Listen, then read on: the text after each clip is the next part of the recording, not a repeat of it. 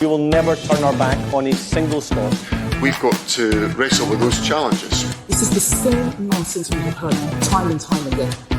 This is our country. Let's fix it together. Hello and welcome to the latest Planet Holyrood. I'm Paul Hutcheon, political editor of the Daily Record. I'm joined this week by Rodger, who's the political editor of the Sunday Mail. And of course we've got Dickie, who is the favourite of the Scottish Green Party. Thinking maybe if Ross Greer becomes leader, you could go as spin doctor. What do you reckon? Absolutely. I'd be happy to take on that role, point him in a new direction. I'm sure he would be willing to accept my advice as well. I'll pass on your regards. I know he's a big fan of yours. I think it's more Ben that Ross is a big fan of, to be honest. So. You could be Ross Greer's spin doctor and I could be Lorna Slater's. Well, there we go. I don't think she's going to need one. The dream team. The dream team. The green dream team. The Sunday Mail is the only paper to have backed the Greens in an election. Yeah, we don't talk about that. No. No. In fact, why have I just mentioned that? But anyway. So we're nearly 24 hours on from the stage one vote of the assisted dying bill, which I think was one of the most consequential votes and debates since the inception of devolution. MSPs voted 70-56 at stage one. So it's not a done deal. It could still be overturned when it comes to stage three and all the amendments are brought forward. But it does have a decent chance of passing. There were a number of very moving contributions in yesterday's debate. So before we go into the weeds of the issue, I think we should listen to some of them before we start. If you believe in the principle of allowing dying Scots more choice and control over the way in which they die, even if you feel my bill needs amended and safeguards strengthened, then you must vote to allow Parliament the opportunity to consider amendments. If at stage three you remain unpersuaded, you are free to vote down this bill. I'm only here today because someone came this morning to help me shower and dress. I can only function in this Parliament because my assistant is willing to give me personal care. I could imagine in a few years' time, hopefully a number of years' time, having some terminal illness and feeling the burden that could be put on my wife and my children because of the care that they give me day in, day out. She was only 58. She had so much to live for, and yet her last decision on this earth was to starve herself. If it passes, there's a risk that it will be easier to access help to die than help to live, and I cannot support that. To use the criminal law to force everyone down one path, one way of facing the end of life because someone else has chosen, I can't accept that that is our right as legislators. The result of the vote on motion 17416 in the name of Liam MacArthur is yes 70, no 56. There was one abstention. The motion is therefore agreed.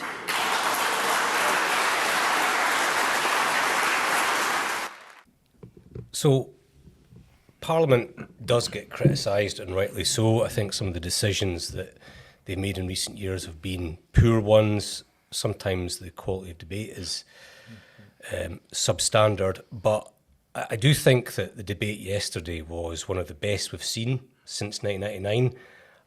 You know, MSPs were freed from the shackles of the whips. They could say what they want on a matter of life and death, and it was very, very good. And you know, I'd probably give a shout out to some MSPs like George Adam, Eleanor Whittam, Rachel Hamilton, the Conservative, Pam Duncan-Glancy. I thought they were all really, really good. So I don't know what you think about it, but that was probably Holyrood at its best. Yeah, I think so. And I think that it shows what MSPs can actually, what they're capable of when they're not confined to these sort of strict party, lines, which I kind of constantly go on about this, but if you look at Westminster, for example, there's a lot more sort of debate and discussion. People are generally, I'm not saying they're free to say whatever they like all the time, but I think there's more people who are willing to stick their head above the parapet more often and go against their party's views. And we don't see that often enough in Holyrood, and I think yesterday because that wasn't on the table, and rightly so. I don't think a party should be kind of mandating how people should vote on that issue.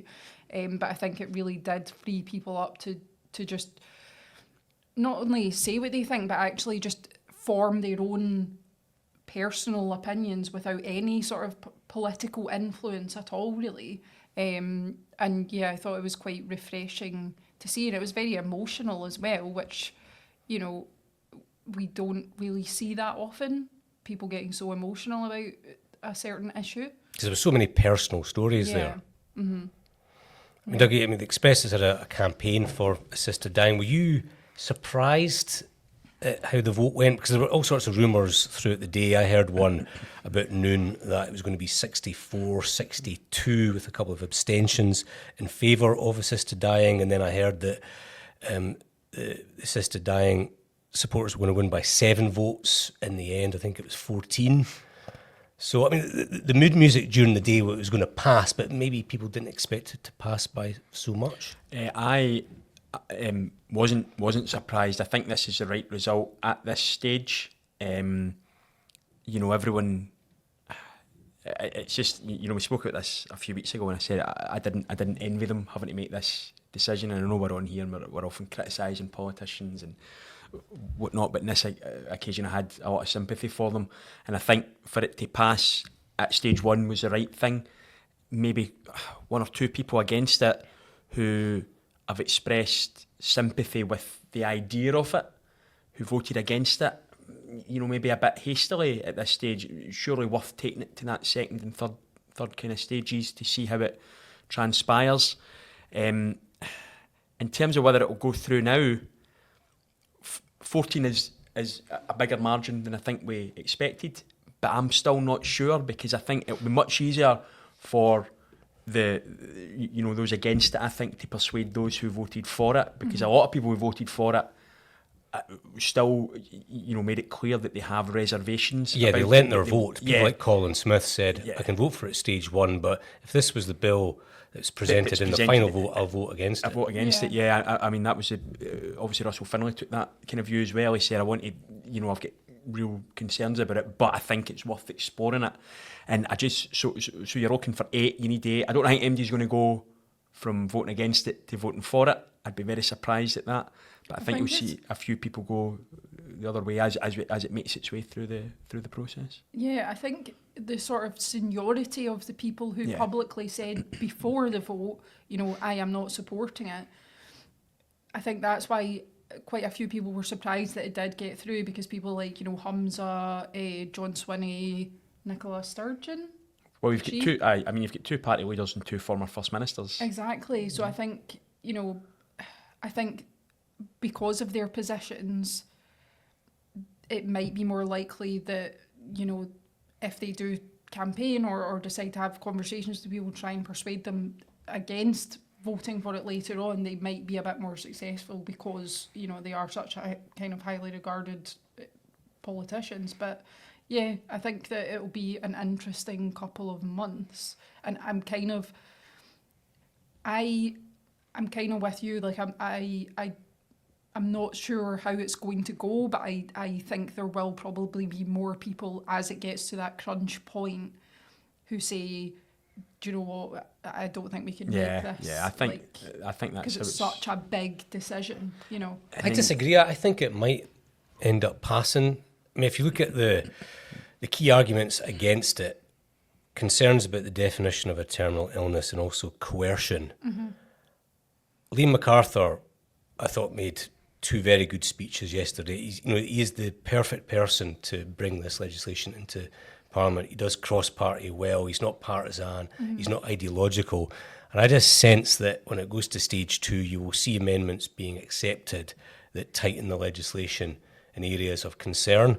Now, that might not be enough for some people, but I don't think you're going to see it being liberalised. I just think that I don't think it'll be liberalised, but it's also, you know, yes, there's issues in terms of these definitions, but then you've got people like GPs who are saying, well, if this is enacted, that's all well and good, but we actually don't have the infrastructure or the capacity to be dealing with these things. And, you know, I think that will play on people's minds. Well, what if, you know, it overstretches an already stretched health service?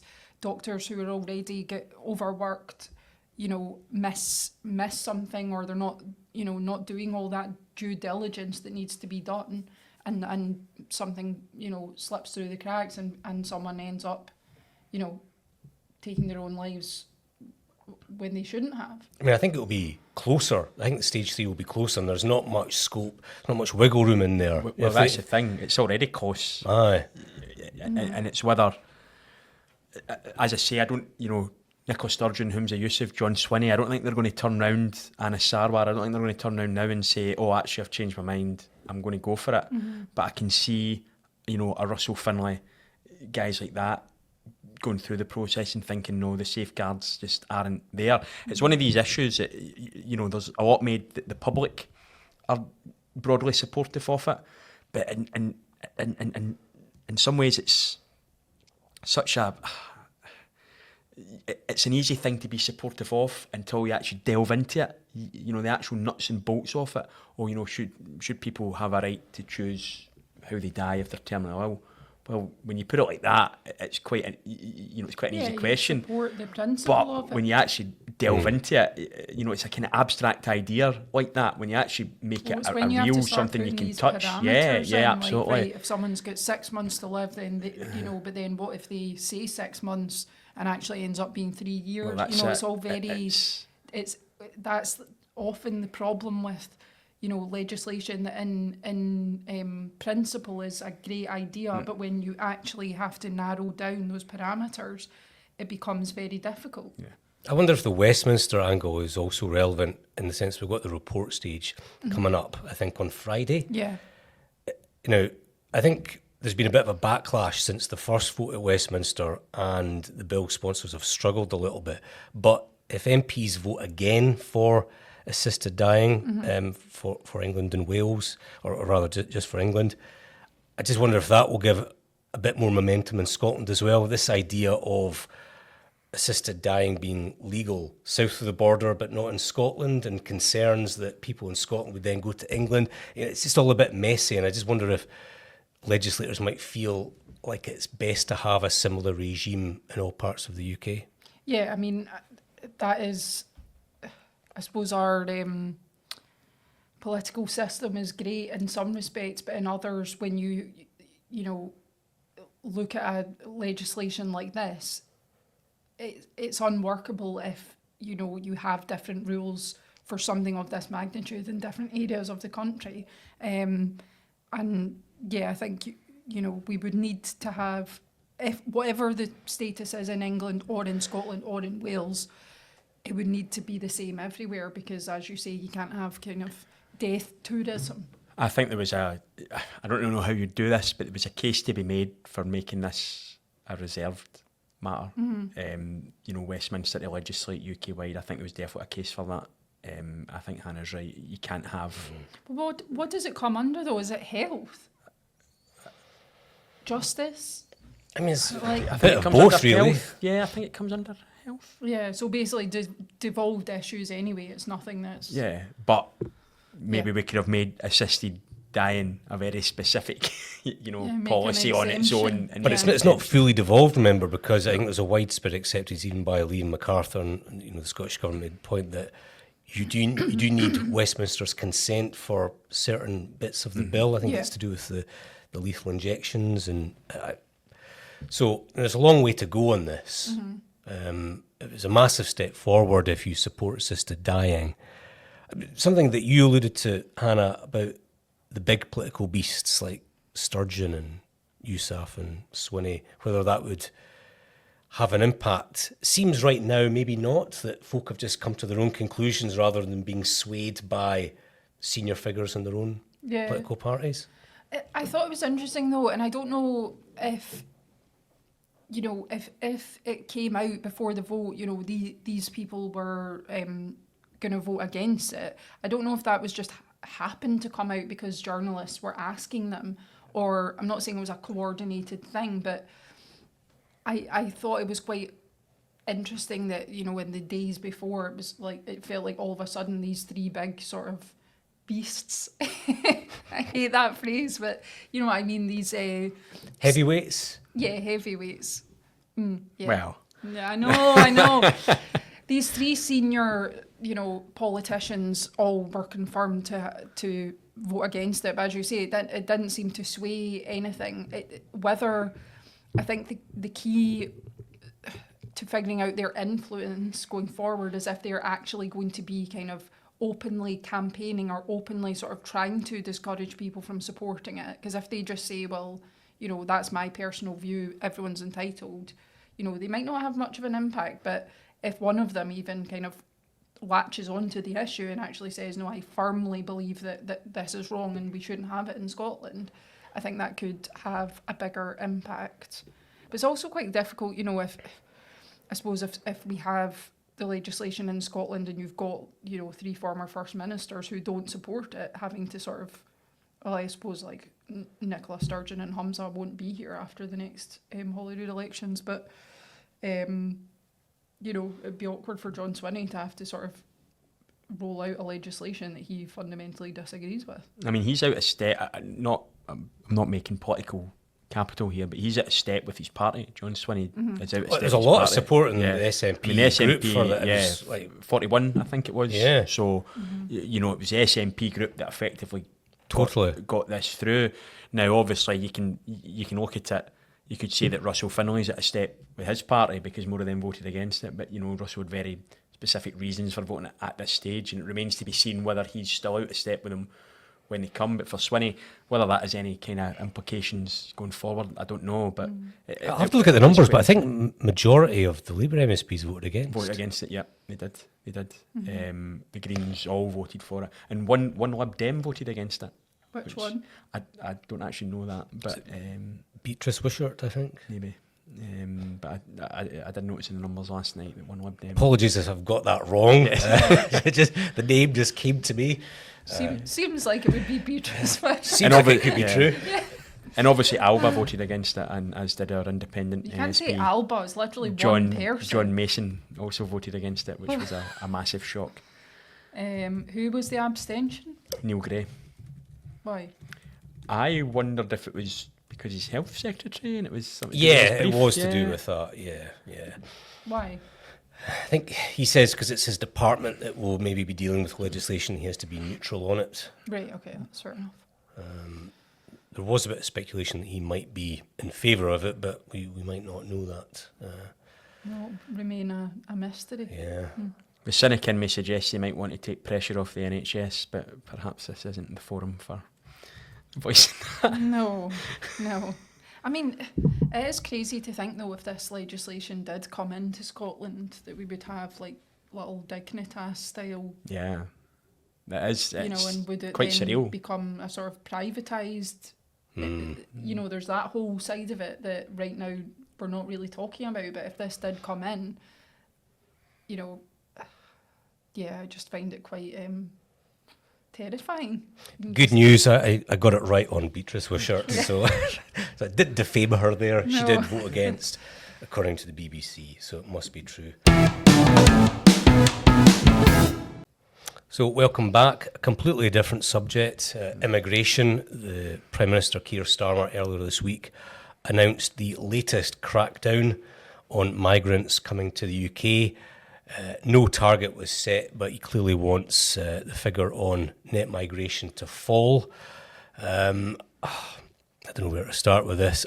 I think that in politics there is a distinction between what is popular and what is right, and I think that what he has announced will probably be popular in certain parts of the population, but that doesn't mean that it's right. I think that if you look at what he's announced, this sort of clampdown on social care visas, that to me seems highly questionable given the problems we've got in that sector and the knock-on effect on the NHS.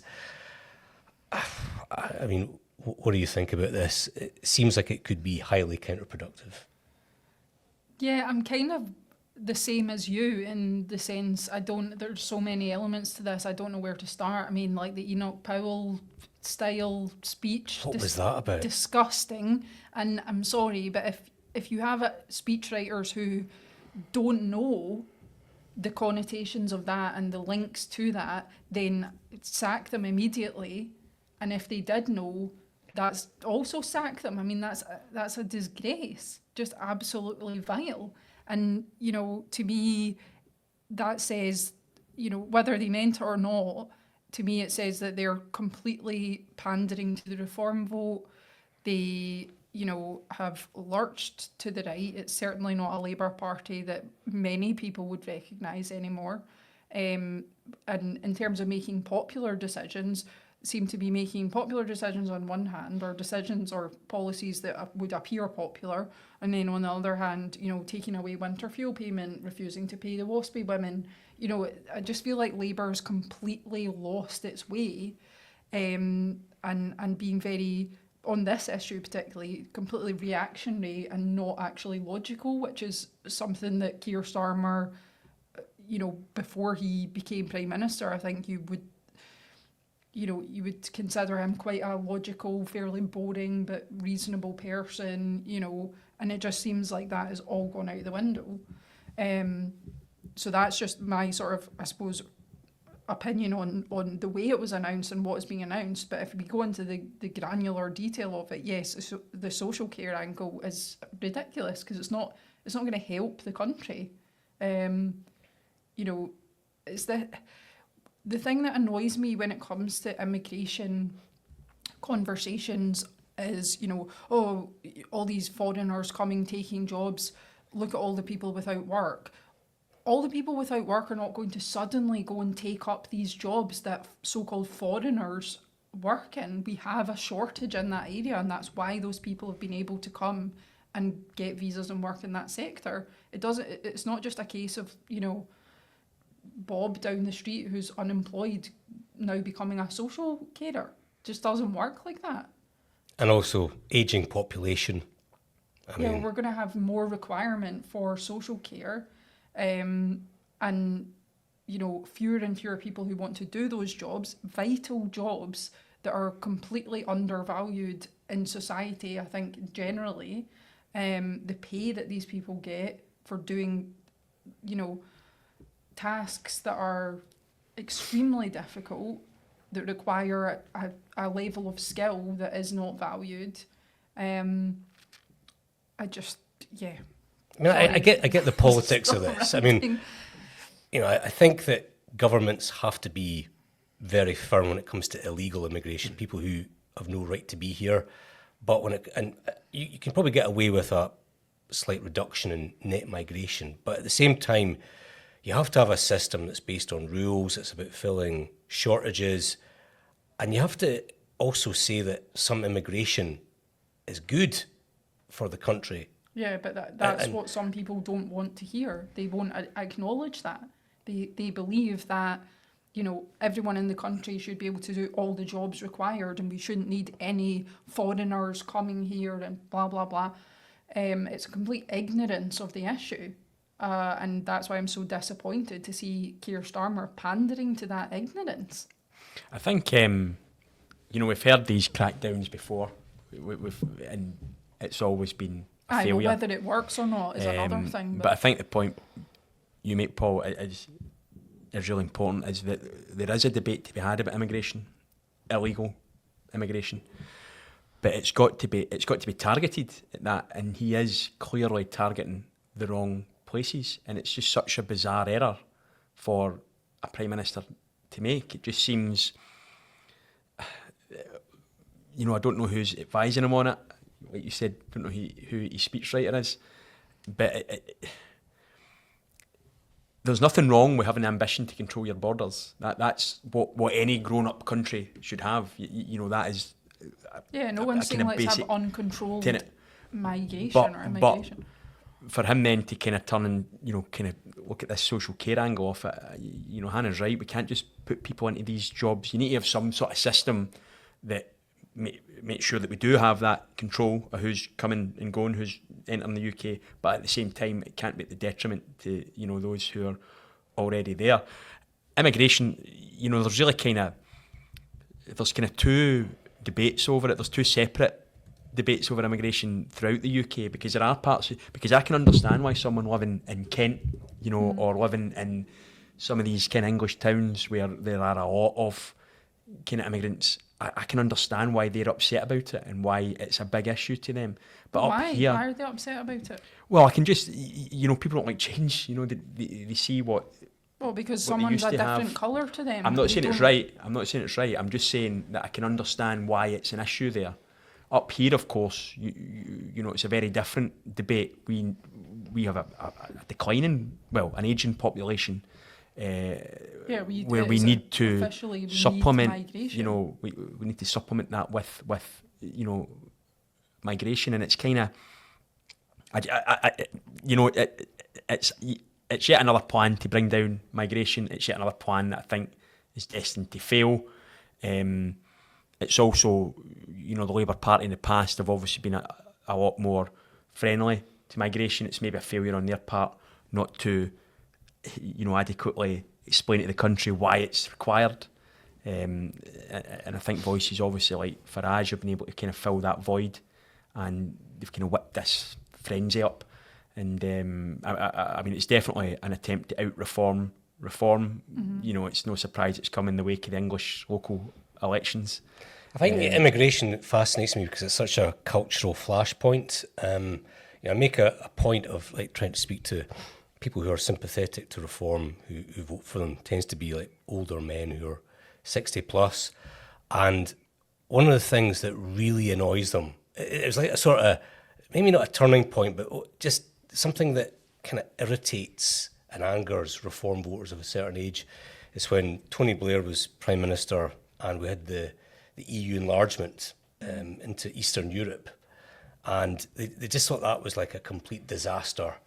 And yet for someone like me, you know, I think back to that period where all those folk from Poland came over, you know, and it was just like, you know, all those like younger Poles are holding down 2 jobs, they're helping grow the economy, they're helping the NHS. For someone like me, that's just like an unequivocal good. Yet for folk of a certain age from a certain background, they just see that as a big threat. And if you look at what Keir Starmer announced a few days ago, to me it's pandering, or it's trying to appeal to those folk who saw EU enlargement from Eastern Europe as a threat rather than as an opportunity. Yeah. And I think it's not a positive turn if you support progressive politics. I don't think it'll play particularly well up here either. You know, whether it should have an impact on Holyrood elections is another debate altogether. Yeah. But Well, I think it kind of to me says that UK Labour has just given up any sort of ambition to have a Labour First Minister in Scotland. I mean, I think you'll. I mean, most kind of social attitude surveys will suggest that Scotland isn't actually too far off England when it comes to these kind of things. But I think we like to think of ourselves as, you know, a bit kind of more liberal when it comes to it. But ultimately, you know, this isn't about cracking down on illegal immigration. This is just about cracking down on people who are coming in to help look after your granny. You know, it's an odd. It's a really odd tactic. It's a really odd way to kind of tackle what is undoubtedly an issue for people. And I think he's got this wrong. I think it's a real misstep. Final subject, my favourite subject, the Hamilton, Larkhall and Stonehouse by-election. I've been off for a week. I was in London, but I was taking calls. I was hearing what's been going on the doorsteps. Stop making yourself try to sound important. I mean, Taking calls. Someone No one is calling you about the someone- Hamilton by-election. someone's Paul. Bosses aren't listening, Paul. You know? Boss, I was taking calls from very high, important people. No, okay, maybe it was like 3 or 4 folk. So it's looking really bad for Labour. I mean, really bad. And I think the question is, are they going to come second or are they going to come third? Because there's all sorts of chat that reform could win 20%, even more than 20%, which if that comes true next month, then, you know, Labour have got no chance of winning. So this could be a sort of Hartlepool by-election for Anas Sarwar, a complete and utter disaster. Unless, of course, the folk that I've been speaking to are lying, but I don't think they are. It's not looking like a good one, The folk is you've it? been speaking to just chat GPT. Literally no one has been speaking to you about this. I think that it's increasingly looking... I certainly think the SNP still believe that Labour are the big competition, and I think that's maybe where they're going wrong. I think Reform are putting a lot of effort into this constituency. A lot of money as well. A lot of money, and they're on a bit of a high from the English election. So really, I think they could be in for a chance of getting second place, unless, Ross Lambie decides to punch a constituent or something. They'd probably go up in support if he did that.